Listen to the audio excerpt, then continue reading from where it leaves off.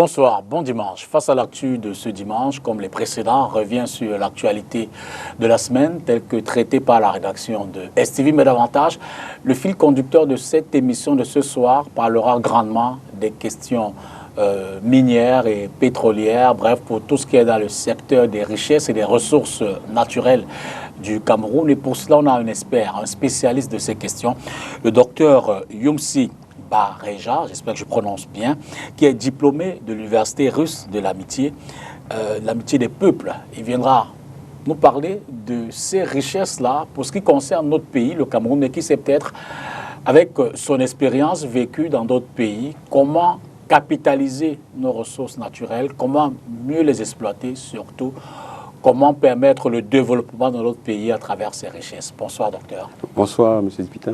Merci infiniment d'être là ce soir. Vous êtes de passage au Cameroun en ce moment? Effectivement, je suis de passage, oui. Vous avez pied à terre ou votre résidence, pays de résidence? Où ça? Votre pays de résidence, c'est lequel? Mon pays de résidence, c'est l'Afrique du Sud. Ok, vous êtes... Je suis basé là-bas, oui. Vous faites votre expertise. Depuis 14 ans, oui. Alors, un mot sur vous. Hein. Vous êtes titulaire d'un PhD en sciences géologiques. Tout à fait. Vous êtes un spécialiste, je l'ai dit, du secteur minier et pétrolier. Vous avez exercé dans plusieurs pays d'Afrique, le Gabon, la RDC, la Zambie, le Mozambique, l'Angola, l'Éthiopie, la Guinée équatoriale et l'Afrique du Sud, où vous êtes basé. Vous avez débuté votre carrière dans l'industrie extractive en rejoignant en 2005 Bema Gold Corporation en Russie. Le pays où vous avez fait vos études comme adjoint du chef de projet sur une exploitation d'or et d'argent en Sibérie. C'est plus compliqué là-bas? Très compliqué avec l'hiver. Absolument. Oui, assez rude, moins 50. En 2006, vous retournez en Afrique en entrant chez Renova Investment, entreprise minière russe en qualité de directeur de l'exploitation pour les activités au Gabon et en République démocratique du Congo. En 2008, vous rejoignez la multinationale brésilienne Vale pour y occuper successivement des différents postes de cadre, responsable de développement commercial Afrique du Sud, où vous permettez à Vale de pénétrer le marché éthiopien. Exact.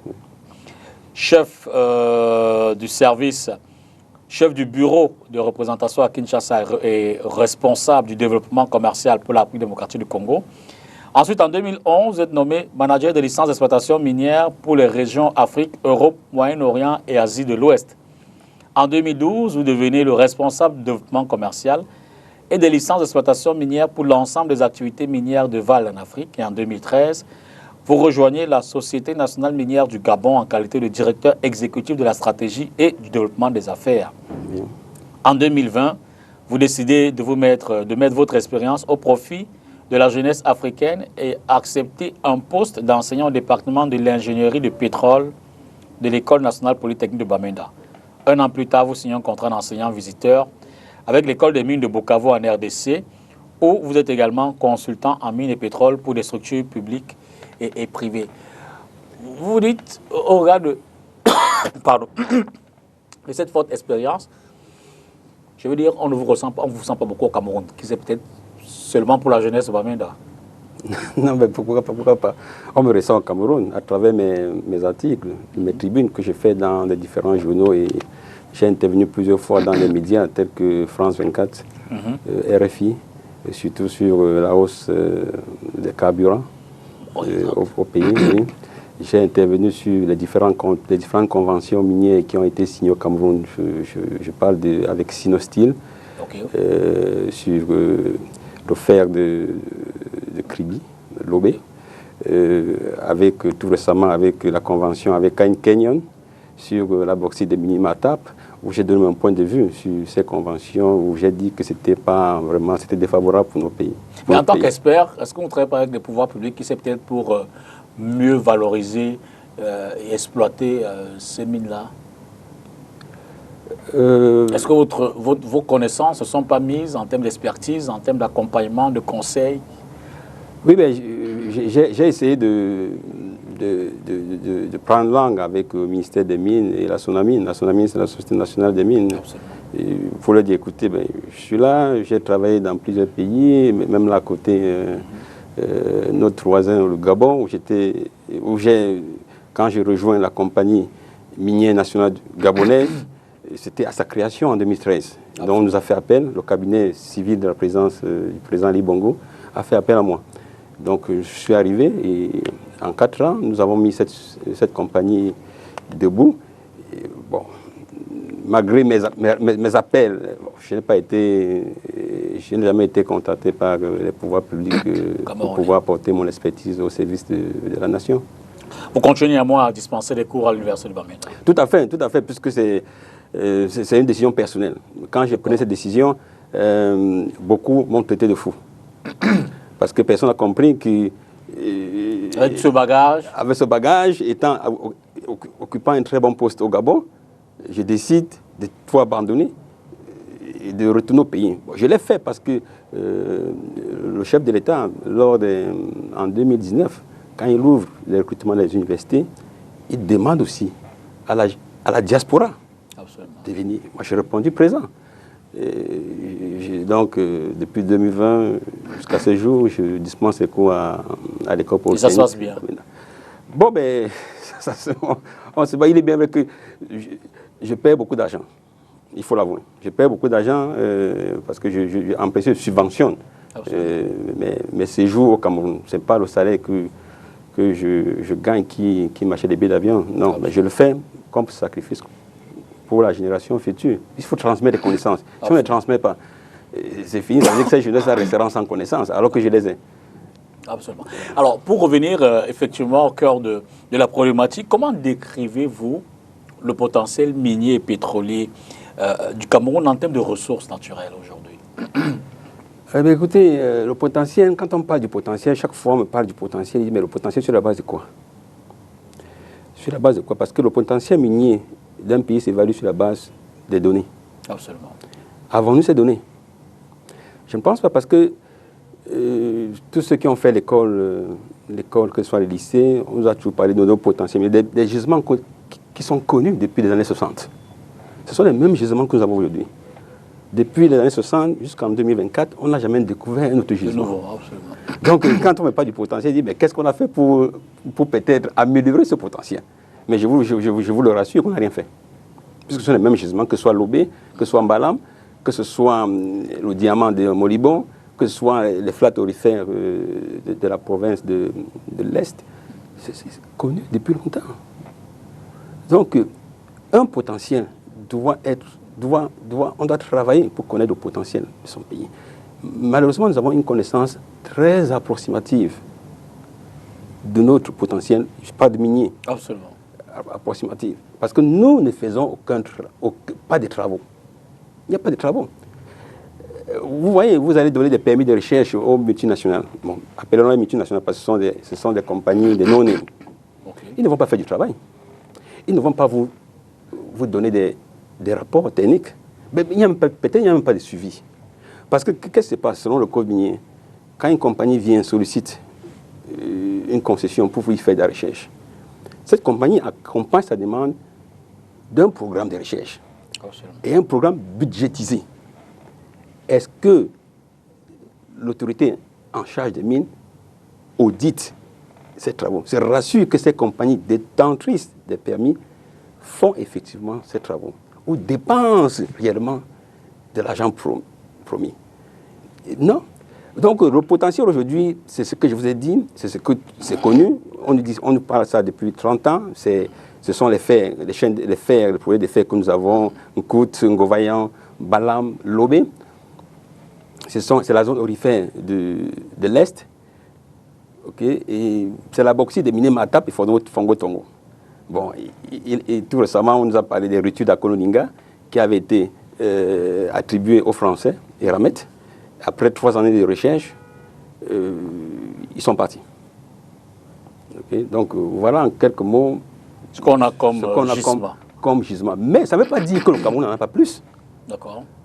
En fait, il faut faire des recherches. Il faut faire des recherches. Nous avons une connaissance, la connaissance du potentiel minier du Cameroun est du potentiel minier du Cameroun est en deçà de 30%. 30% du territoire camerounais est exploré. 30% seulement. Ça veut dire qu'il y a encore 70% de terres non explorées qui peuvent renfermer. Et vous dites également que les 30% explorés, on n'a pas une évaluation claire de ce qu'elles comportent comme gisement, comme quantité. On n'a pas une évaluation claire. Je vais vous prendre un exemple. D'accord. Le fait de l'Obé. détenue par les Chinois, les Sinosteel. Quand les Chinois et les Sinosteel disent qu'ils veulent développer le projet et déposent leur étude de faisabilité, quand je regarde cette étude de faisabilité, je constate qu'il y a beaucoup de choses qui ont été loupées dans cette étude. Par exemple, les Chinois n'ont que déclaré une partie du gisement de fer. Parce qu'il y a une autre partie qu'on appelle les DSO, les Direct Shipping Ore, donc du minerai prêt à exporter. On n'a pas besoin d'enrichir, qu'ils ont caché.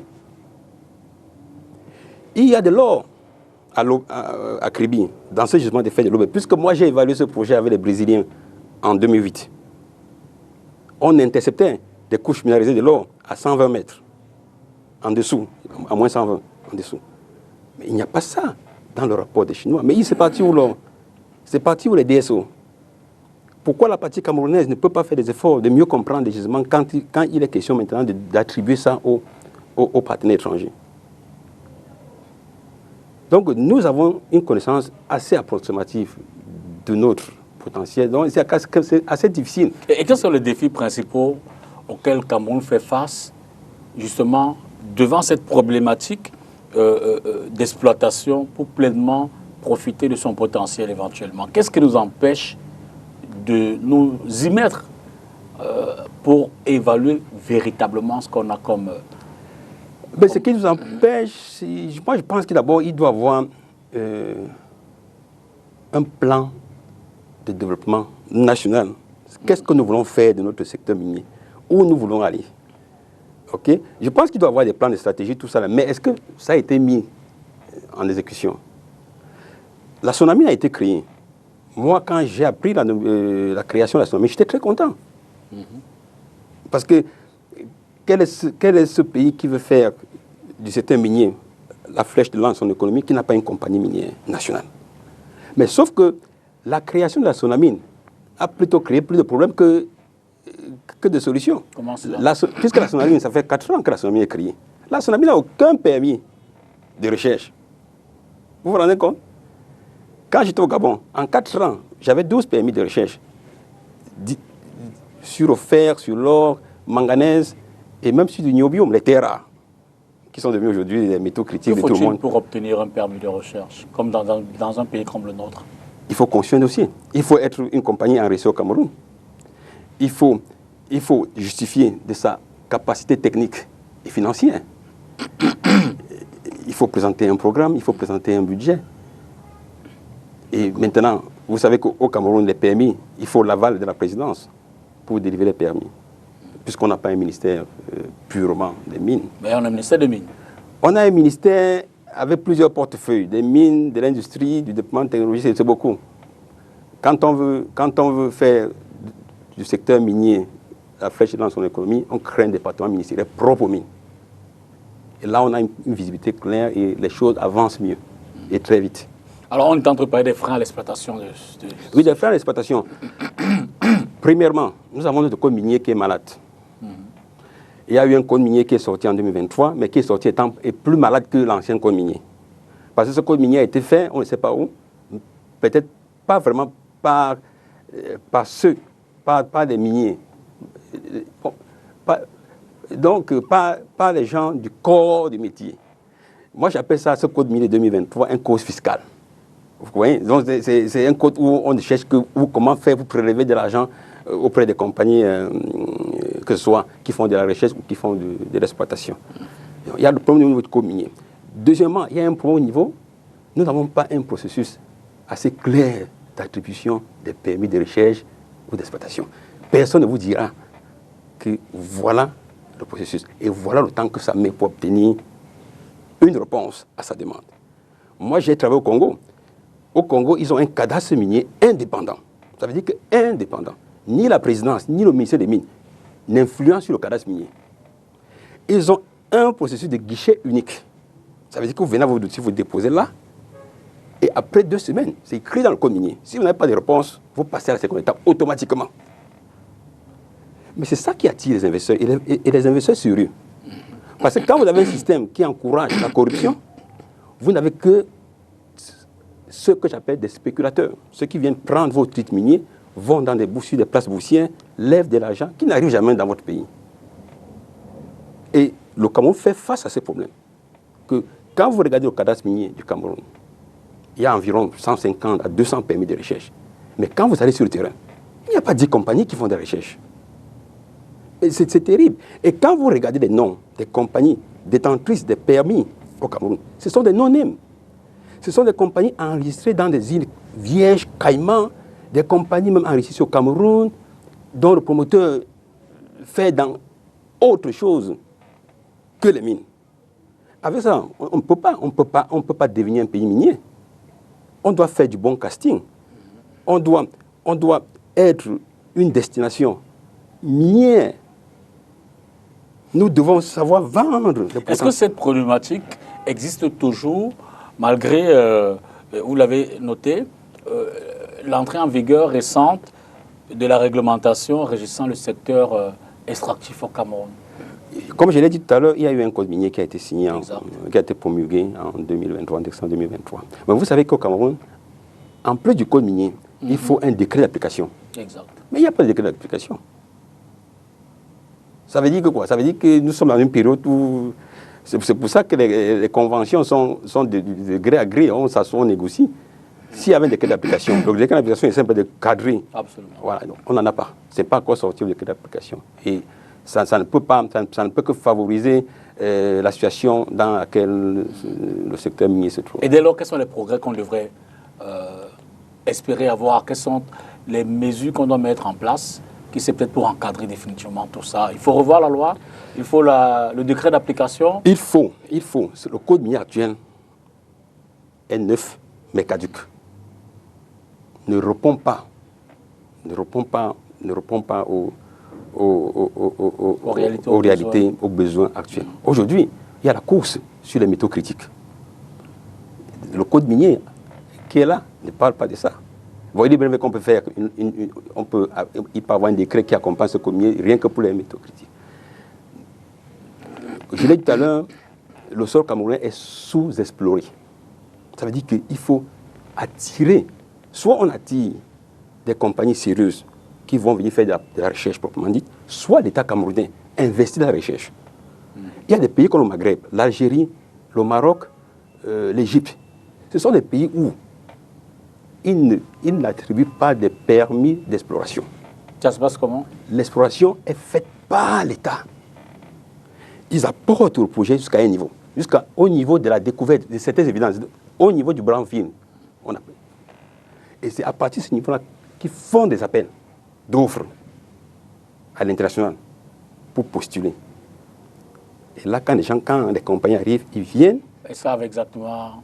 En fait, il y a un cahier de charges déjà défini sur la base de ce qu'on a découvert. Et nous aussi, comme pays, nous savons ce que nous mettons en appel d'offres. Le partenaire n'est pas venu raconter des histoires, puisqu'on a déjà des informations. Okay? Mais dans le cas de notre pays, nous n'investissons pas dans la recherche. Donc maintenant, il faut faire venir des partenaires pour nous aider à chercher. Mais créons un climat assez serein, un climat sain, pour que des partenaires sérieux, pas ceux qui viennent spéculer sur nos titres. Ils sont pleins. Il y a PIC Minerals, il y a... On n'est peut-être pas les citer. Oui. Vous n'êtes pas les citer. Ok. Il y a beaucoup. Ils sont nombreux. Ils sont nombreux, oui. Donc, faisons venir des compagnies qui ont de l'argent, qui ont de la technicité, pour nous aider à connaître notre sous-sol. Donc, du coup, le Cameroun n'est pas compétitif pour ces raisons-là. Il y en a d'autres. Le Cameroun n'est pas compétitif. Quand je regarde l'Afrique centrale, le Gabon, le petit Gabon qui est là, le Gabon a eu sa première mine il y a cela 70 ans. La mine de manganèse de Moanda. Le Gabon a eu sa deuxième mine en 2012, la mine de manganèse de Ndjolé. Et en 2014, la mine de manganèse de Franceville. Le Gabon aujourd'hui a 3 mines de manganèse à ciel ouvert. À côté de ça, ils ont une mine d'or qui est exploitée par les Marocains. Et avant ça, ils avaient une mine d'uranium, vous le savez, la mine de Mounana. Donc le Gabon, sur le plan minier, assez avancé. Aujourd'hui, le Gabon a fait venir une multinationale assez forte, australienne, connue dans le monde entier, Fortescue, qui est en train de développer le fer de Belinga. Et c'est un projet porteur, puisqu'il faudra développer le chemin de fer, un port minéralier, un port en eau profonde, et une centrale électrique qui doit générer 5000 emplois directs. Rien que le Gabon, qui a une population de moins de 2 millions. Vous voyez? Donc, le Congo-Brazzaville. Le Congo-Brazzaville exploite aujourd'hui de l'or. De l'or, des mines modernes, pas de l'exploitation artisanale que nous avons au Cameroun. Okay? Le Congo est aussi sur le chemin d'exploiter son fer. Je pense que c'est un consortium avec le Cameroun, parce qu'ils vont utiliser des infrastructures uniques. Par exemple, le chemin de fer, le pont minérier, tout passera par Kribi.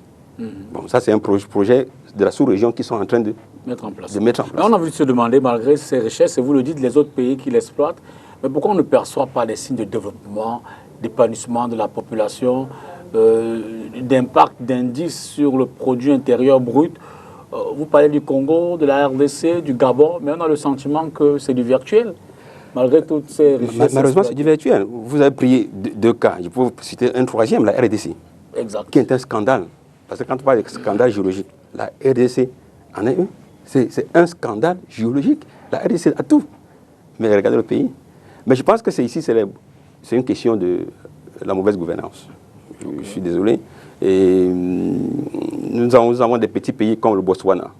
Si vous avez fait un tour au Botswana, le Botswana, c'est le paradis sur terre, excusez-moi. Ils ont su transformer les ressources naturelles, les ressources minérales, en prospérité et en développement pour le pays. Le principe est assez clair. C'est pour ça que les anglo-saxons sont un peu mieux avancés dans ce secteur que les pays francophones. Le Botswana a su mettre les choses. Au Botswana, on ne fait pas sortir du minerai brut. Il y a une transformation locale qui s'impose. Aucune compagnie ne vient seule exploiter la ressource. Non, vous avez 30% que vous donnez à la compagnie nationale. Okay? Vous avez le développement communautaire qui doit être mis en place. Vous avez la licence sociale d'opérer, parce que si vous n'êtes pas en conformité avec les habitants de la localité où vous avez opéré, non, le projet s'arrête. C'est la même chose en Afrique du Sud. En Afrique du Sud, on passe plus de temps à négocier avec la population locale qu'à obtenir le permis de recherche d'exploitation. Donc vous comprenez comment on donne cette puissance à la communauté. La communauté s'implique, joue un très grand rôle. Mais c'est le contraire chez nous. Chez nous, on viendra avec le sous-préfet, et le sous-préfet, quand il va parler, la population va... Et l'opérateur fera ce qu'il veut. On va prendre une première pause pour prendre le premier reportage de l'émission de ce soir, et puis juste derrière, on revient pour suivre notre échange. Quartier Ngwekele, ce 30 novembre, pour les parlementaires, c'est l'un des jours les plus importants de l'année législative 2024.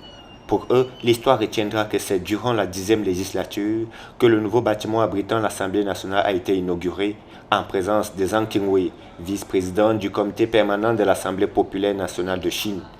L'ouvrage est un don sans contrepartie de l'Empire du Milieu à son partenaire camerounais. Partenariat que Zhang Qingwei a salué dans son message. Le parlementaire chinois a félicité les ouvriers qui ont travaillé d'arrache-pied malgré la pandémie du coronavirus. Pour lui, il est question de consolider et renforcer la coopération Chine-Cameroun dans l'intérêt des deux peuples. Un appel salué par le président de l'Assemblée nationale, l'honorable Kavaye Djibril.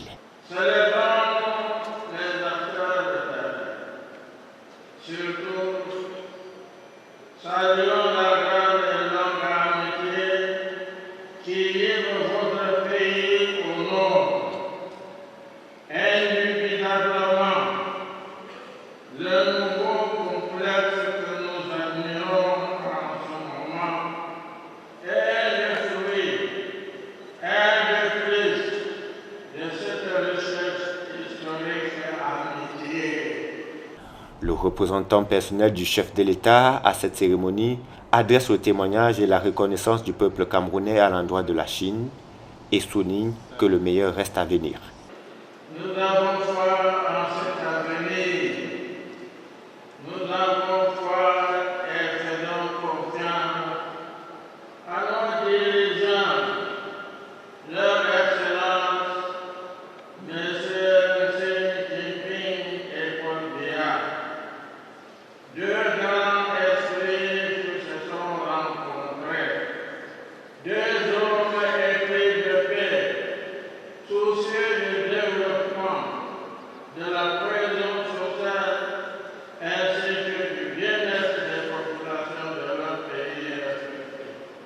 Par la suite, une trentaine de députés et personnels de l'Assemblée nationale ont été distingués pour leur service rendu à la nation.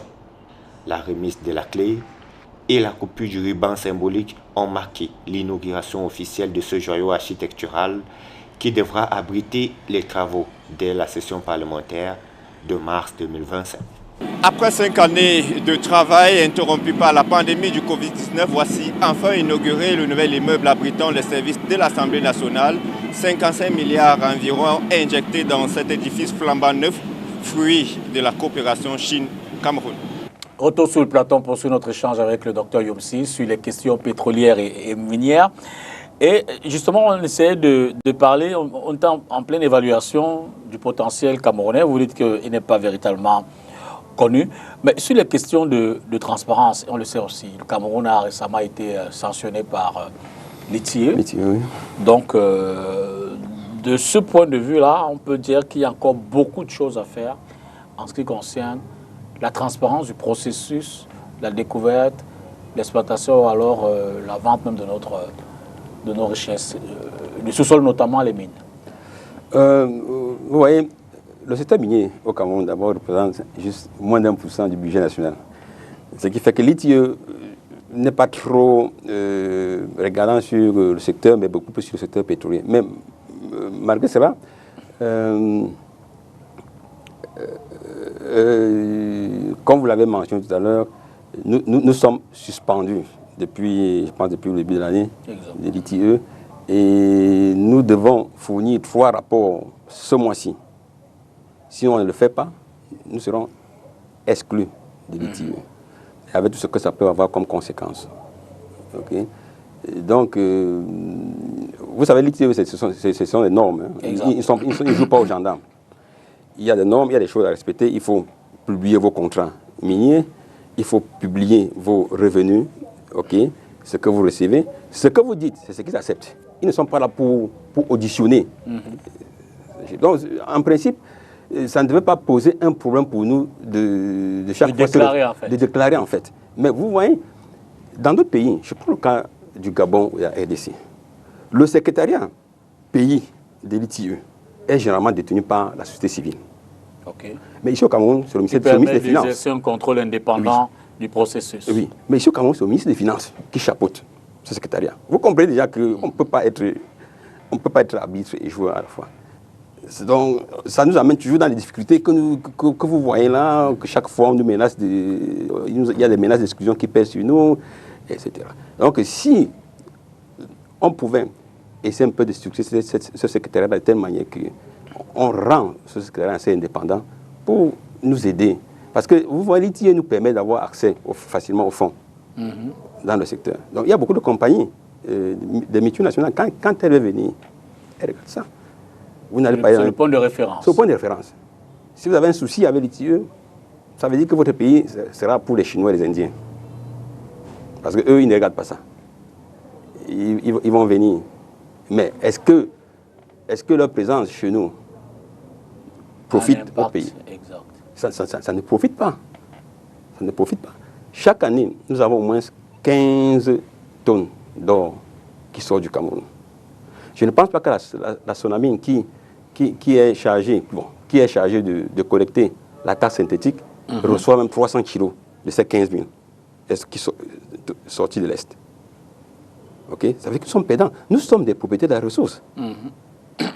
Est-ce qu'il est nécessaire, M. Dipita, qu'aujourd'hui, avec 4 écoles ou départements des mines au Cameroun, que nous ne soyons pas à mesure d'exploiter notre or nous-mêmes? Ce n'est pas un procédé compliqué. J'ai ouvert la première mine, la première petite mine d'or au Gabon, avec la Société nationale minière, 100% locaux. Avec les cadres locaux. Avec les Gabonais. Je l'ai fait en 2014. Nous avons une production de 10 kilos d'or par semaine, 40 kilos d'or par mensuel. Les locaux. C'est un procédé facile. Pourquoi nous ne pouvons pas faire confiance à nos jeunes que nous formons? Nous devons leur faire confiance. Nous devons leur donner les moyens nécessaires. Pourquoi c'est si facile de donner l'exploitation de nos ressources aux Chinois, qui ne font pas de merveilles? Moi, je suis des bateaux. Qu'est-ce qui nous manque? Je veux dire que vous dites qu'on a des ressources humaines, donc les jeunes peuvent le faire. Est-ce qu'on a les capacités matérielles? Est-ce qu'on a les appareils adéquats pour pouvoir aboutir à ces transformations? Nous avons la matière grise. Qu'est-ce qu'il a fait au Gabon? Au Gabon, mon DG à l'époque m'a dit, Monsieur Barajan, je vous donne 6 mois de mettre une mine en production 100% locaux. On n'avait pas le know-how. Qu'est-ce que nous avons fait? Nous avons signé un contrat de partage de production avec des Chinois. Okay. Sur un projet. J'ai fait recruter une équipe de 10 personnes. Un Chinois, un Gabonais. Un Chinois, un Gabonais. Un Chinois, un Gabonais. En 3 mois, j'avais le plan détaillé de la mine. J'ai recruté des gars, des soudeurs, qui ont refabriqué tout ce que les Chinois utilisaient sur site.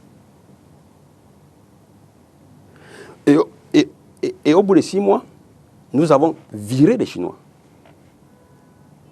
Nous avons embauché les Gabonais, qui étaient déjà formés. Nous sommes allés vers d'autres flats que nous avons mis. Nous avons fait une évaluation du flat. C'était environ 500 kilos d'or. Nous avons commencé son exploitation avec les Gabonais. Ce n'était pas compliqué. Il a fallu quoi? Il a fallu d'une décision de mon directeur. Il a dit, les moyens, tu les as. Nous avons acheté une pelle mécanique de presque 250 millions, cash. Nous avons levé l'argent. Puisque quand on a fait l'évaluation du flat, et que l'évaluation du flat a confirmé qu'il y avait 500 kilos d'or, avec ça, ce rapport, et avec mon CV et d'autres CV, nous avons fait une lettre pour lever de l'argent auprès de BGFI. BGFI, Gabon. BGFI nous a mis à notre disposition de l'argent. Donc tout dépend de la stratégie politique. La stratégie politique. Qui est mise en place. Qui est mise en place. Et la confiance. Si mon DG n'avait pas confiance en moi, il ne m'aurait pas donné cette tâche. En ce moment, avez-vous le sentiment que le secteur extractif a un impact sur notre économie? Sinon, que faut-il davantage faire pour qu'on ressente... En ce moment, en tant qu'enseignant, je peux dire non. Parce que quand je reçois le retour de mes étudiants, vous voyez, chaque fin d'année, mes étudiants doivent aller en stage. Ils n'ont pas de stage. Que ce soit dans le secteur minier ou pétrolier. Ça veut dire qu'il n'y a pas... En fait, il n'y a pas beaucoup de structures qui il n'y a pas beaucoup. Exactement, il n'y a pas beaucoup. Donc beaucoup finissent dans les stations-service. Voilà un ingénieur en pétrole qui finit dans les stations-service en train de faire son stage. D'autres finissent dans des compagnies qui font du forage pour l'eau. Mais ça, c'est pas l'ingénierie pétrolière. Ceux qui sont les miniers, au moins ont un peu de la chance, ils vont dans les carrières de gravier. Okay, là aussi, ce n'est pas la mine. Ouais. Donc, quand vous allez aussi dans les zones où opèrent ces compagnies, la population souffre de plus en plus. La population est appauvrie. Parce que même, ils n'ont même plus où cultiver. À l'époque, ils cultivaient quand même pour se nourrir. Aujourd'hui, la mine est venue, les a éloignés. De toutes les autres industries. Voilà. Donc, ils n'ont plus de revenus. Oui. Et en termes de recrutement, quand il faut recruter, généralement, ces multinationales viennent déjà avec leurs ingénieurs. Alors qu'il devrait y avoir une législation au niveau du pays qui limite le nombre de ingénieurs. Au Congo, c'est limité. Au Congo, s'il y a 5 à l'exécutif, on vous donne 2 places et on prend 3 places locales. Mais y a-t-il pas de risque qui c'est peut-être d'une forte dépendance de l'économie? Je veux dire, si on s'y mettait totalement aux revenus pétroliers et miniers, un pays comme le Cameroun. Mais nous avons cette richesse que Dieu nous a donnée. Alors nous laisser ça là-bas, parce que nous ne voulons pas être dépendants. On prépare l'après-pétrole, on prépare l'après-mine. Dubaï l'a si fait. Vous voyez Dubaï aujourd'hui. Si Dubaï n'a pas le pétrole aujourd'hui, Dubaï va vivre. Ils ont su faire des placements. Donc, à chaque fois qu'on développe un secteur, que ce soit pétrolier ou minier, on doit penser à l'après. Ce ne sont pas des ressources qui vont s'éterniser. Oui. Donc, on pense à l'après. Et on pense à l'après, c'est dès maintenant, c'est depuis là qu'on doit penser à l'après. Pétrole, par exemple, où aujourd'hui, nous sommes à 10 ans de production si jamais, entre-temps, il n'y a aucun gisement de pétrole qui est trouvé, d'ici 2034, le Cameroun ne sera plus produire du pétrole. Parce que nous avons une production qui baisse année par année. Aujourd'hui, nous sommes à 80 000. Le Sénégal qui vient de rentrer dans cette cour des producteurs est à 100 000 barils jour. Vous voyez, donc, l'après-pétrole, l'après-mine, ça ne se prépare pas aujourd'hui. Ce sont les ressources qu'il faut exploiter pour développer son économie, pour industrialiser son pays. Vous regardez les constructions, les fers à béton que nous achetons, alors que nous avons des gisements de fer ici. Là. Si on produisait et qu'on revendait et qu'on transformait, on revendait, ça devait développer, moderniser nos infrastructures, etc. Donc, je pense qu'on ne doit pas se dire que comme ce n'est pas éternel, non, faisons autre chose. On doit plutôt accélérer. C'est là, on doit plutôt accélérer et mettre des recettes, des revenus à profit et signer des bons contrats ou des bonnes conventions. Les conventions de 6 pages que nous avons vraiment dit, moi je dis, c'est pas du sérieux. Il est bien vrai au Cameroun, M. Djipila n'est pas un pays minier. Nous sommes dans notre coupe d'apprentissage. Mais quand on est dans une coupe d'apprentissage, on fait appel aux compétences. Parce que si on ne fait pas appel aux compétences, on va se retrouver avec des acteurs qui ne sont vraiment pas des acteurs du système minier. Absolument. Et c'est ce qui se passe. Quand je regarde encore la carte cadastrale du Cameroun, il n'y a pas deux compagnies. Il n'y a même pas une compagnie qui a une carrure multinationale. La dernière en date, c'était Eramet. Ils sont partis. Ils ne sont pas partis parce que le projet de la Coling était si mauvais. Ils sont partis parce qu'il n'y a pas eu de facilitation au niveau de l'administration. Parce que si une compagnie qui peut être la vitrine de votre secteur, parce que Eramet pouvait être la vitrine de notre secteur, rien que la présence d'Eramet au Cameroun pouvait faire venir 10 compagnies sérieuses. Mais si cette compagnie dit, bon, j'ai trouvé, mais j'ai des petits soucis, là, je voulais certaines facilités pour... On dit non. Et du coup, ça bloque le projet. Et du coup, ça bloque. Et du coup, l'opérateur est frustré. Et qu'est-ce qu'il fait? Il se retire. Prenons le deuxième reportage de l'émission et puis on revient derrière.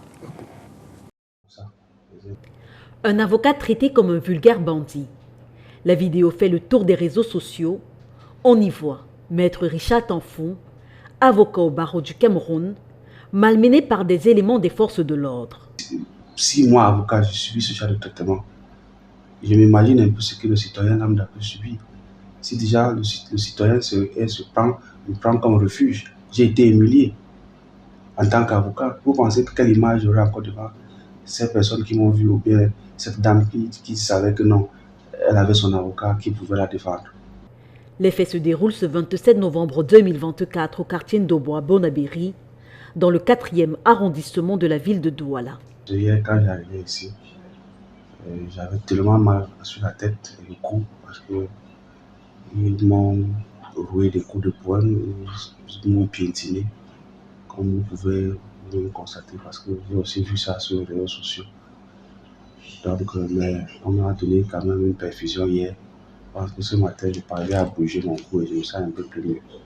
Selon l'avocat, le colonel commandant de la Légion de gendarmerie du littoral lui a rendu visite à l'hôpital ce 27 novembre afin de lui présenter des excuses au nom du corps qu'il représente. Bon, il me présentait les excuses de la sympathie de la gendarmerie suite à cet incident et qu'il regrettait le comportement de certains de ces éléments et qu'il avait tout fait que les sanctions puissent se suivre et qu'à son niveau, il avait ouvert une enquête. On l'a instruit d'ouvrir une enquête pour mieux éclairer ou bien pour retenir les coupables dans les actes. Disons-le, cet autre abus intervient après le passage du Cameroun devant la Commission de l'ONU contre les tortures et exactement 14 jours après une sortie du secrétaire d'État à la Défense chargé de la gendarmerie nationale demandant la fin des gardes à vue abusives. Vu ce que j'ai subi, vraiment, personne ne peut croire que ce message est passé. Parce que qu'est-ce qui peut expliquer le fait que je me suis présenté en qualité d'avocat défendre quelqu'un, si elle avait même commis un crime, ou je ne sais pas quelle infraction, je pense quand même que rien que ma présence là devait au moins ne permettre que d'avoir une certaine retenue. Si c'était une convocation qui se venait pour servir, qu'ils servent la convocation et qu'ils partent. Et si c'était même un mandat qu'ils avaient, qu'ils me montrent le mandat, mais il n'y avait pas de mandat. Comment est-ce que la convocation se transforme directement en mandat d'amener? Et quand j'essaie donc d'expliquer cela à ma cliente, ça devient un problème personnel, comme si je les connaissais avant, ou bien comme s'ils me connaissaient. Donc moi je pense que ce message, vraiment, il faut que le ministre secrétaire d'État à la Défense, Saïd Jamiri, puisse encore taper le poing sur la table. Il y a eu le cas Longué, l'agression des avocats d'expression anglaise en 2016. Aujourd'hui, c'est Maître Richard Tanfon. Alors que l'avocat annonce son intention de porter plainte, on apprend que Gallas Etoga demande l'ouverture sans délai d'une enquête judiciaire afin de faire toute la lumière sur cette affaire. Résultat de l'enquête attendu dans les 72 heures qui suivent. Retour sur le plateau avec le docteur Bareja Youmsi.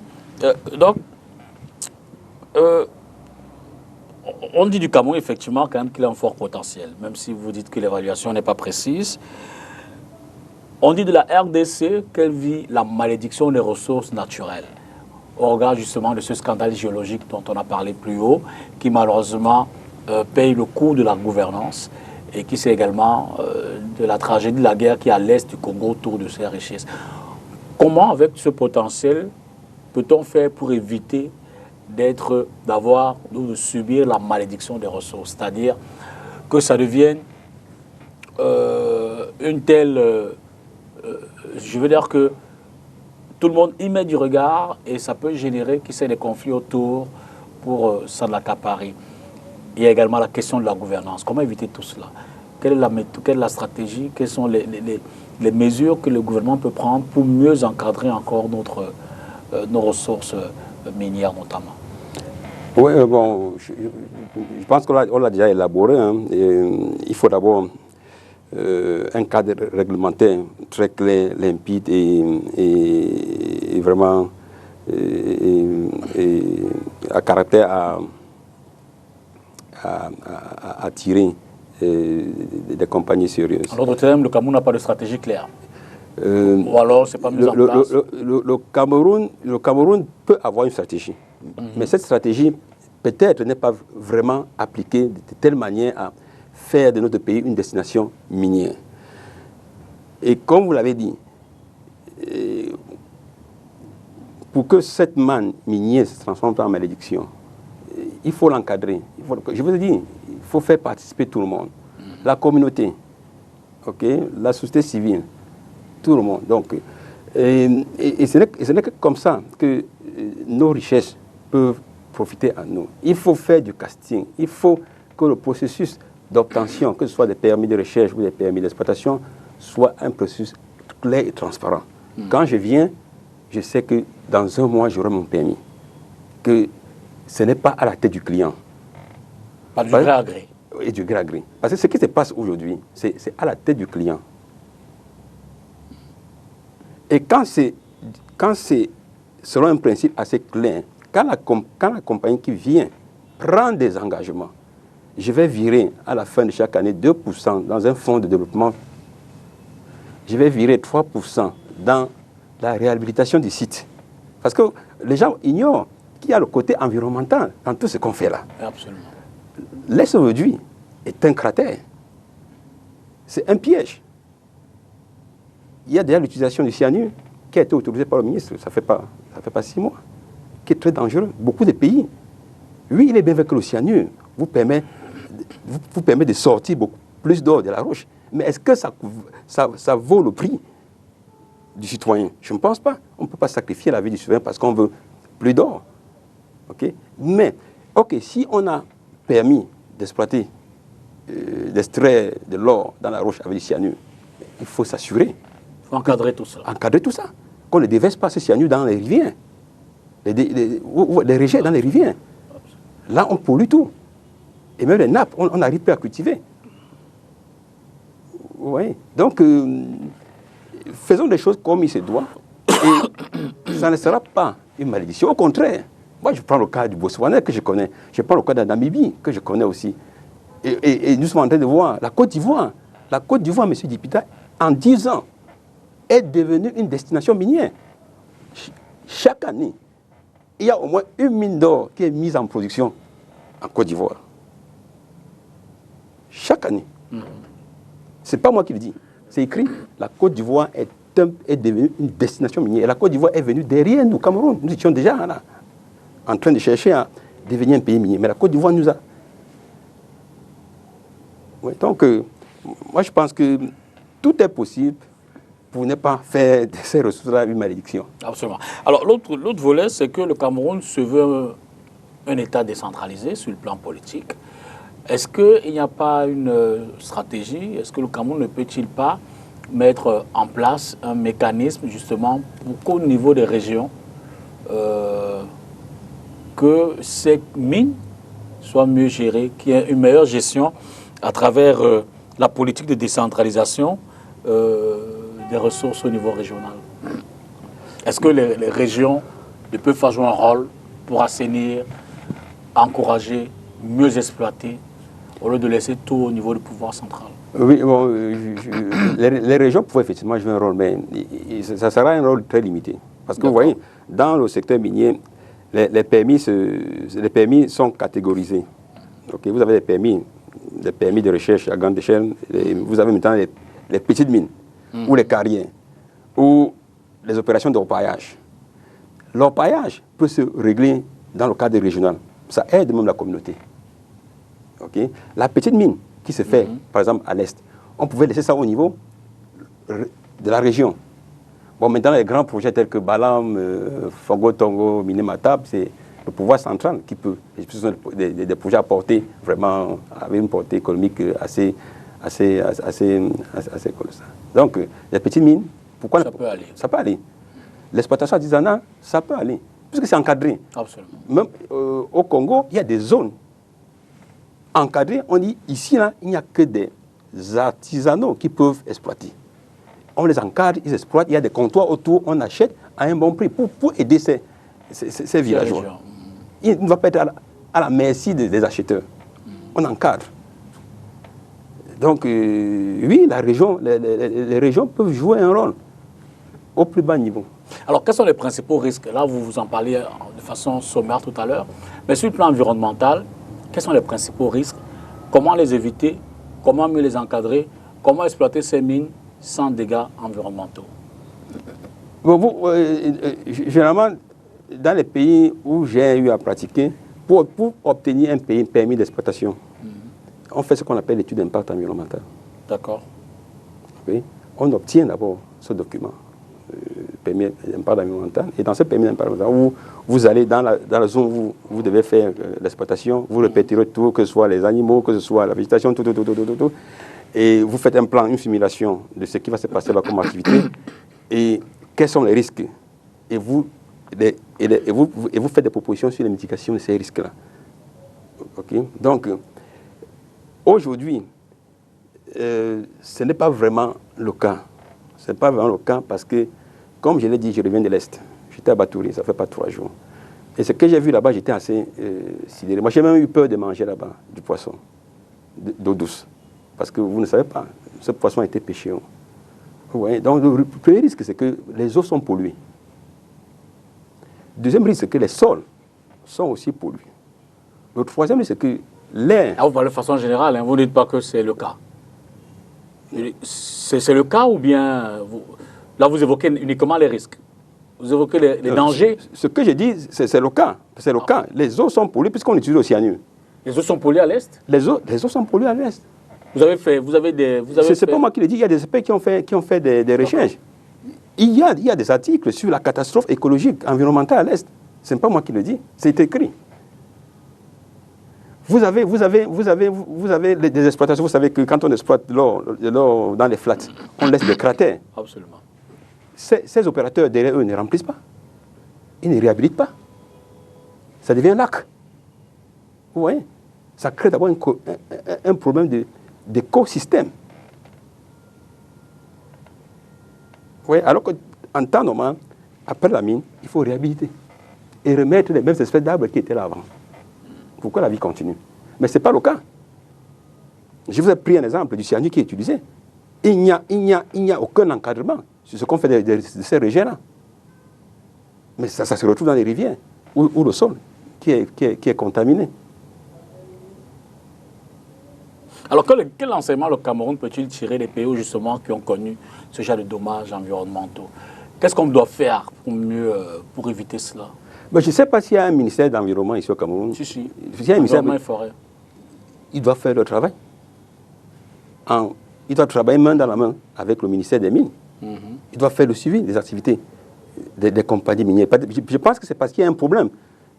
C'est parce qu'il n'y a pas des automatismes entre les deux structures que les opérateurs se trouvent devant un boulevard et ils peuvent faire ce qu'ils veulent sur le plan environnemental. Mais les eaux et forêts et environnement devaient faire des descentes sur le terrain. Ministère de l'Environnement, de la Protection de la Nature et du Développement durable. Voilà. Ils doivent descendre sur le terrain. Ils doivent contrôler les installations minières. Est-ce qu'ils font les choses proprement dites? Est-ce que quand l'étude d'impact environnemental est effectuée, est-ce que ce ministère est convié aux études? Parce qu'au Gabon, ce n'est pas le ministère des Mines qui donne le quitus, c'est le ministère de l'Environnement qui donne ce quitus.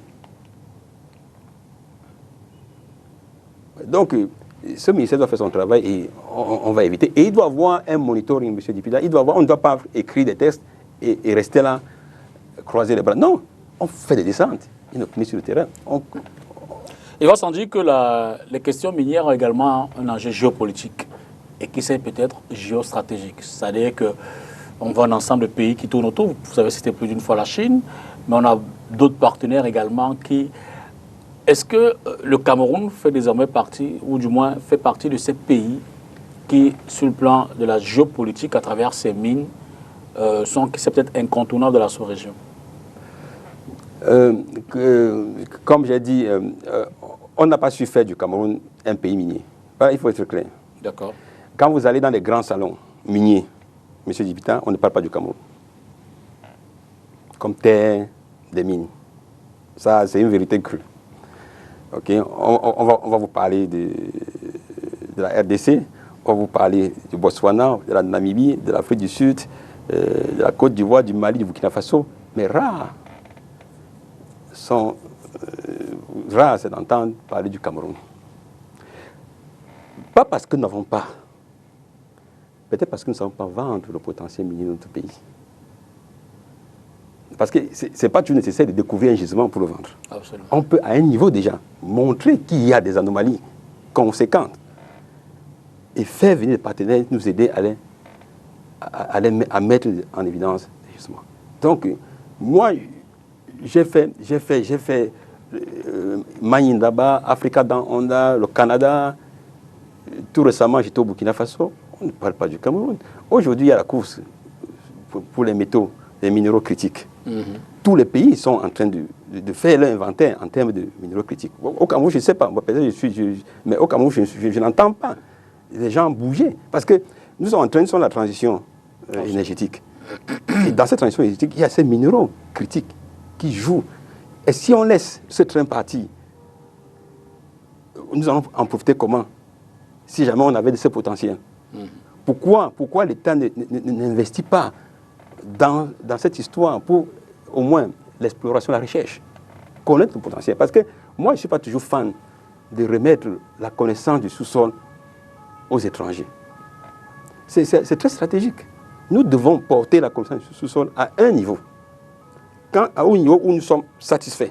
Et à ce moment-là, on fait intervenir les étrangers, sachant qu'ils ne peuvent pas nous faire des histoires. Puisqu'on en aura une connaissance minimale. Exactement. Est-ce qu'il n'y a pas de risque aussi sur le plan géostratégique peut-être, ou sur le plan géopolitique? On dit souvent que les puissances essayent de dominer les pays qui ont des richesses naturelles assez importantes. Elles essayent de s'y imposer par tous les moyens, qui servent souvent peut-être des coups d'État ou des influences au niveau des élections, où on crée des guerres sous-régionales. Est-ce que le Cameroun ne fait pas partie de ces pays au risque géopolitique, géostratégique, sensible au regard de ces ressources minières? le Cameroun serait un risque si, par exemple, il y avait des découvertes importantes ici, peut-être uranium, le cuivre, le cobalt, le coltan. Ça n'existe pas chez nous. Ça n'existe pas. Du moins, on n'a pas encore découvert. On n'a pas encore découvert. Bon, on n'a pas encore découvert peut-être parce que il y en a, mais ce n'est pas à caractère à inquiéter. Ok, il y en a, mais c'est comme le pétrole. On ne peut pas dire que le Cameroun, ce n'est pas un pays producteur de pétrole. Nous produisons, mais nous n'avons pas ces quantités-là à déranger au marché avec notre production. On connaît nos limites sur ce plan-là. C'est pour ça que... On est un peu tranquille. On est un peu tranquille. Oui. Mais nous avons un potentiel. Nous avons un potentiel, mais pas à caractère... Vous n'allez pas découvrir un gisement d'uranium comme Mounana ici au Cameroun, ou comme ce qui est au Niger ici au Cameroun. Il peut avoir des poches, mais pas à caractère à déstabiliser le marché du uranium. D'accord. Prenons le troisième reportage et on va essayer de ressortir tout à l'heure en regardant les perspectives à venir, qui c'est peut-être pour la jeunesse, pour le pays, pour notre économie aussi. Violences physiques, psychologiques, sexuelles, sexistes, filatures et vols sont des cas de violation des jeunes filles et femmes défenseurs des droits humains au Tchad et au Cameroun. Si le Tchad est en tête en ce qui concerne les violences psychologiques, le Cameroun lui trône pour les physiques. Une situation qui, selon les organisations non gouvernementales, persiste parce qu'il n'y a pas de réelle volonté politique. La loi dit que si on n'a pas encore voté une loi interne pour protéger les femmes, elles existent dans des conventions que le Cameroun a signées, ratifiées. Quand je dis le Cameroun, c'est le président de la République. Et qui sont donc de toute façon devenues des lois du Cameroun à part entière. Donc, maintenant, si l'application ne suit pas, ça veut dire qu'il y a une paralysie du gouvernement, il y a une paralysie de l'action gouvernementale et du président. Et que nous allons subir. On aura beau dire les beaux discours, moi je suis fatiguée des beaux discours, qu'on applique déjà ce qu'on a. On ne voit pas. Alors, en plus de ça, si vous y ajoutez la paupérisation des populations, la pauvreté et tout ce qu'il faut, donc vous faites le lit de la corruption. Je ne sais pas si vous voyez où sont les droits de l'homme dans tout ça. Ce n'est pas possible. Et le combat ne doit pas uniquement se limiter à l'établissement des textes de loi. Chacun devrait faire son travail. Il faut tout refaire, remettre les valeurs de la République en action, que tout le monde les respecte. Vous avez entendu le président de la République dire qu'il va faire rendre gorge aux gens qui détournent ou qui corrompent. Vous voyez bien que ça n'a pas bougé depuis même son propre discours. Ça n'a pas bougé. Alors il ne faut pas avoir peur, pour moi, de poser le problème tel qu'il est et de désigner les acteurs, quels qu'ils soient, même si c'est le président de la République, pour qu'ils fassent leur job. Et les droits des femmes sont liés aux autres droits. Parce que la Déclaration universelle des droits de l'homme se trouve dans la Constitution sur laquelle le président de la République, que nous avons nommé à ce poste-là, a prêté serment. Silence contraignant, résilience et courage est l'intitulé du rapport sur la situation des jeunes filles et femmes défenseurs des droits humains au Tchad et au Cameroun. Sa présentation officielle, ce 27 novembre 2024, rentre dans le cadre de la célébration de la journée internationale à elle consacrée. Dynamique Andy prend part à cette activité pour soutenir les femmes défenseurs des droits de l'homme. D'autant plus que parmi les panélistes, il y a un membre de Dynamique Andy. Et le combat est ensemble pour tout le monde. Violence faite aux femmes et aux filles, vraiment, c'est pas bon. C'est pas bon du tout. L'être humain n'est pas... ne doit pas être manipulé, tant sous sa forme physique, morale, intellectuelle et même spirituelle. Vraiment, c'est un combat que la communauté tout entière, tant sur le plan national qu'international, doit s'atteler et mettre fin à ce genre de situation pour plus d'humanisme et d'humanité dans le monde. Organisé par le réseau des défenseurs des droits humains en Afrique centrale, l'objectif de cette rencontre est de susciter une réflexion approfondie sur la situation globale des jeunes filles et femmes défenseurs des droits humains, doter ces dernières d'une académie de formation, de discussion et d'échange d'expériences et d'informations, encourager la reconnaissance par un certificat courage à celles-ci sans distinction qui sont illustrées pour leur courage, la paix, la protection de l'environnement et les ressources naturelles, entre autres. Joachim Chamini has distanced himself from the role of spokesperson for the Alliance for a Peaceful Transition, APT, despite previously affirming this position in signed communiques. This announcement has been made during a press conference held today, where Joachim Chamini, the president of the Movement for Democracy and Interdependence, clarified the structure. Prévu dans l'ATP, c'est qu'à chaque séance, il y a un président de séance rotative. What is planned in APT is that, after every session, which is rotative, the president of the session is a spokesperson. The post of spokesperson is not permanent. It's rotative. It's done intentionally to give power to the group and not an individual. De la collectivité, du pouvoir collectif et non individuel. This movement follows remarks from Celestin Jamin, one of the signatories of the APT platform, who criticized Joachim Chamini's recent stance. The APT is a coalition of political parties and organizations united by a shared vision, the reconstruction of Cameroon. Today's press conference has been held to unveil the coalition's manifesto. This press briefing had one objective, was to announce to the Cameroonian people a decision that was made by the Alliance for Peaceful Transition in Cameroon, which was basically to say that, number one, this alliance is an alliance of organizations that are united around a manifesto. The Refoundation initiative encompasses 7 priority projects aimed at transforming citizens' mindset and establishing a sovereign democratic state. Additionally, the group's objectives include laying the groundwork for a self-sustaining and prosperous economy, among other key initiatives. We are going to be working with all the other platforms that are determined to bring about fundamental change in Cameroon. We are not just working for alternance, because alternance means changing within the same system. We want an alternative. We want to change the foundation of Cameroon to build a new country. And then that's the goal.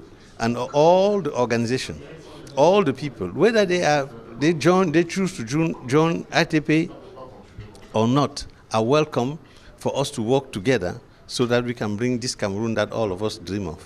Membership in the APT is open and inclusive, welcoming political parties, civil societies and individuals who not only embrace the full content of the current manifesto, but also commit to achieving the goals of the transformative transition. On poursuit donc l'échange avec notre invité. Docteur, pensez-vous que le Cameroun devrait davantage coopérer avec les pays de la sous-région qui ont déjà une certaine maîtrise de ces questions-là pour mieux s'autoprotéger, pour mieux maîtriser d'abord, connaître son potentiel en termes de ressources, en termes de comment vous appelez ça, de produits même, et se projeter vers l'extérieur et mieux vendre pour développer le Cameroun. Quelle est la meilleure stratégie dans ce cas? Vous dites, faire venir les experts étrangers, ça ne nous rassure pas puisqu'ils peuvent nous rouler sur le plan de l'expertise, en termes de découverte, en termes de...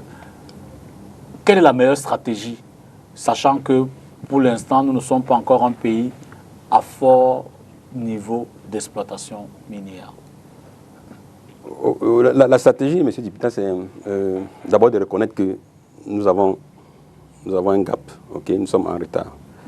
Et on doit aussi comprendre qu'on ne peut pas, d'une signature, transformer le statut d'un pays non minier à minier. C'est un travail qu'il faut effectuer. Dans la durée. Dans la durée. La durée pour la mise en exploitation d'une mine, au moment où on découvre le gisement, jusqu'à son exploitation, vous savez que c'est 15 ans. Absolument. Celui qui va venir vous dire, je peux faire ça en 2 ans, c'est un menteur. C'est 15 ans. Et pour le pétrole, ça va même parfois jusqu'à 18 ans, 21 ans. Okay? Ça veut dire que si nous voulons, d'ici 2035, être un pays qui sort du minerai de fer, qui sort, que ce soit comme le projet Nickel Chrome que nous avons, que ce soit nos projets de bauxite, c'est maintenant que nous devons Se lancer. Se lancer. Ne soyons pas pressés, parce que j'ai l'impression qu'on est trop pressés. On préfère écouter ceux qui viennent nous vendre des rêves. Je peux faire ça en 2 ans, je peux faire ça en 3 ans. Le gain rapide. Regardez un projet, par exemple, comme le fer de Kribi, où il faut, où entre le lieu où se trouve le gisement et le port minéralier, bon, le port qu'on devait construire, c'est 100 km.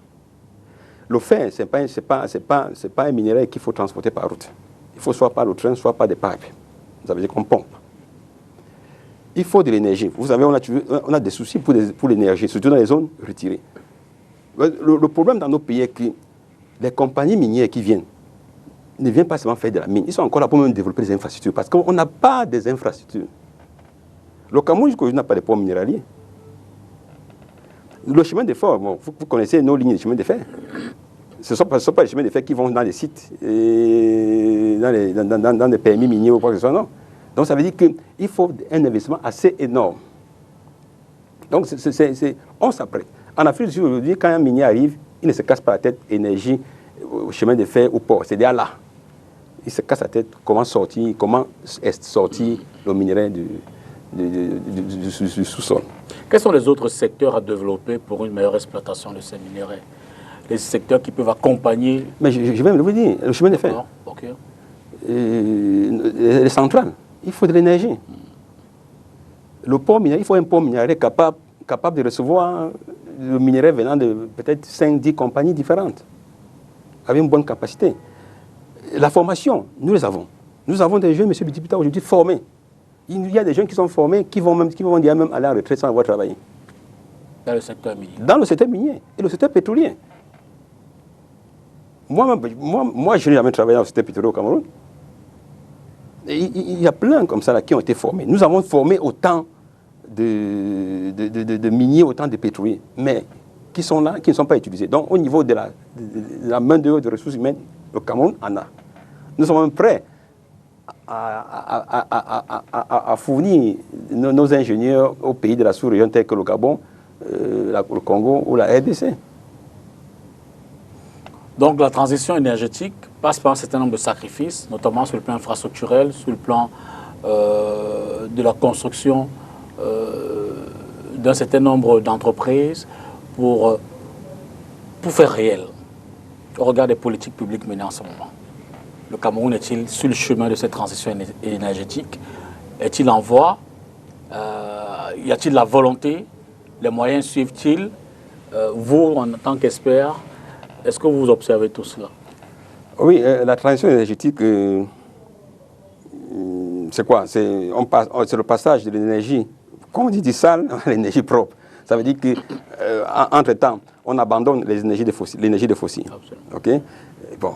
Tout ce qui est polluant. Tout ce qui est polluant. Voilà. Et pour passer à l'énergie propre, éloigner les barrages hydroélectriques. Mais quand on est un pays qui n'est pas encore industrialisé, on est un pays qui est encore en voie de développement, est-ce que ce n'est pas un risque? Parce que, comme vous le savez, moi, je ne suis pas un fan de la transition énergétique. Moi, je me pose toutes les questions. Je me dis que ce n'est pas un agenda africain. Il faut d'abord qu'on se développe. Il faut d'abord qu'on se développe. Mais même si le développement chez les autres a conduit à la pollution. Non, et ils sont bien aujourd'hui, pendant que nous sommes encore dans la sécurité. Okay? Prenez la carte de l'Afrique dans la nuit, la carte du monde dans la nuit. Vous allez voir que l'Afrique est le continent le plus obscur. La moitié de la population en Afrique vit sans électricité.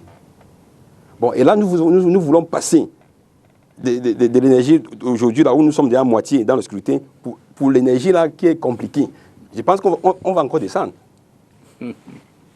Les voitures électriques, il y en a combien ici au Cameroun en ce moment? Il y en a combien? Nous sommes partis des voitures même pour des motos. Ça ne nous laisse pas. Vous voyez? Maintenant, si on veut basculer dans des voitures électriques, ça veut dire que finalement, on va marcher à pied.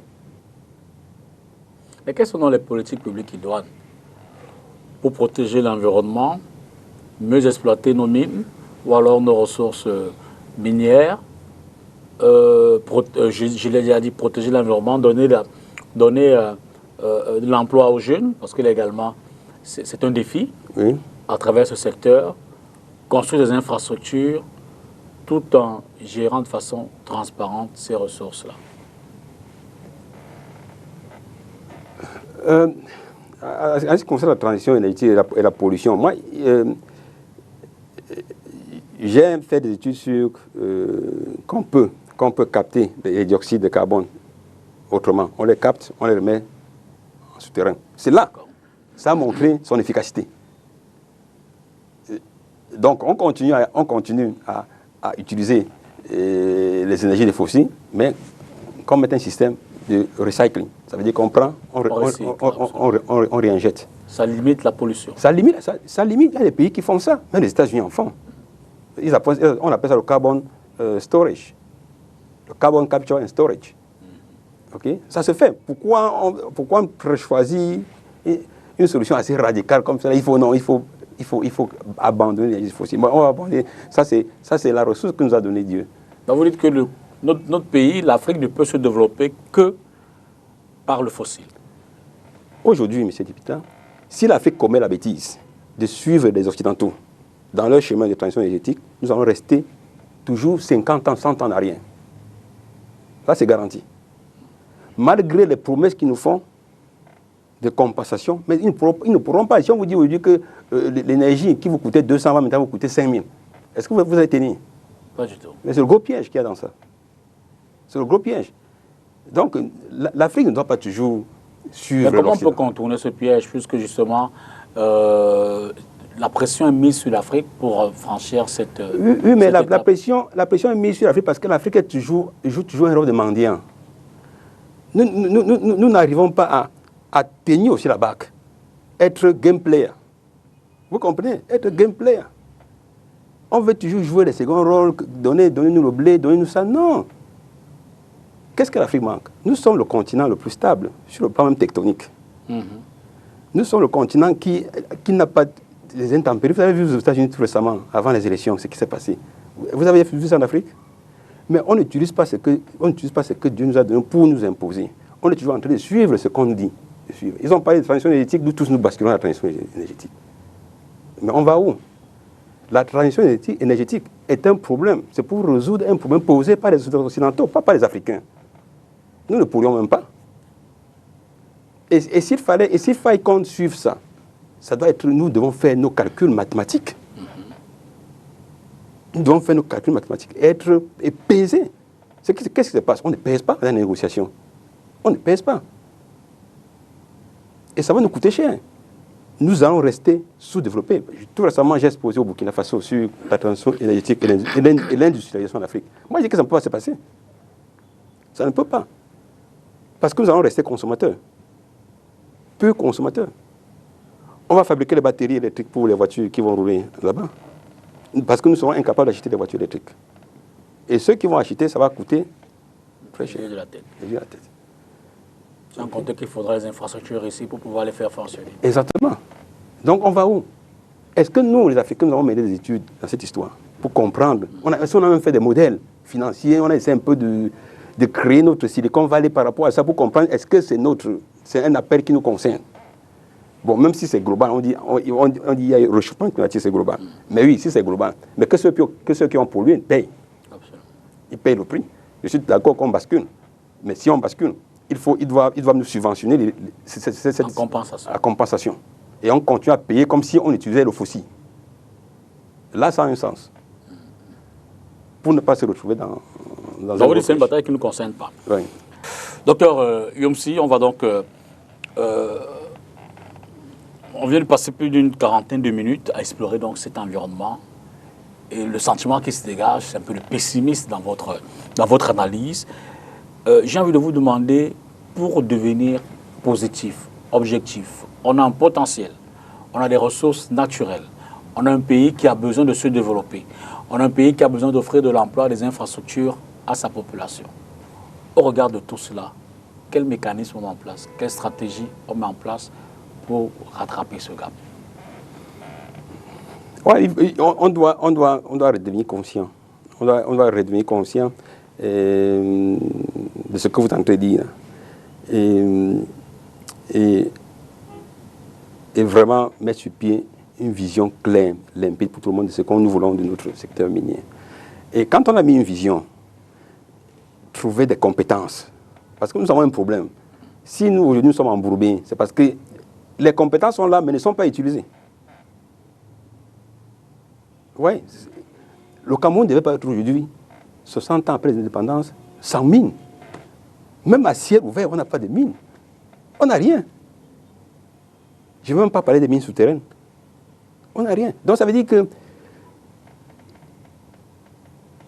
je me répète encore, une réglementation claire, un processus d'obtention clair. Il faut encourager ceux qui veulent mettre de l'argent dans la recherche à le faire sans être un frein. Parce que rien ne sert pour une compagnie qui vient dépenser son argent pour faire de la recherche, qu'on leur demande de payer, de donner 15% free carry dans les sociétés, de commencer à créer le conseil d'administration où on impose déjà un Camerounais comme PCA, une compagnie qui n'a même pas encore trouvé, qui n'a encore rien trouvé. La compagnie dépend de l'argent dans la recherche. On dit non, tu vas déjà faire construire un conseil d'administration. Et ton conseil d'administration sera dirigé par un Camerounais. C'est pas sérieux. Il faut attendre que ces compagnies trouvent et que ces compagnies développent et comment la position. Créez votre conseil d'administration. Mais moi, je suis encore en train de faire recherche. Vous me parlez de quel conseil d'administration? Ce sont des salaires inutiles. Le PCA me donne quoi dans la recherche que je suis en train de faire là? Je perds mon argent parce que le jour où je n'ai pas trouvé, je m'en vais. Vous n'allez pas me rembourser. Est-ce qu'au Cameroun me remboursera? Au cas où je trouve, comme ce qui s'est passé avec Ramet, vous ont dépensé des milliards de francs CFA et un matin, ils ont décidé de partir sans réclamer un rond à l'État camerounais. Donc, quand une compagnie a ce courage de venir nous aider dans la recherche, facilitons, donnons ces facilités.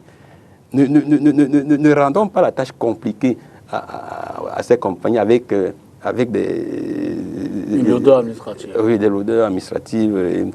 Au Gabon, il y avait l'exonération douanière. Toute compagnie qui est dans la recherche est exonérée. Faites rentrer même les forêts, tout ça, à ce condition que vous repartez avec. Ça ne reste pas dans le pays.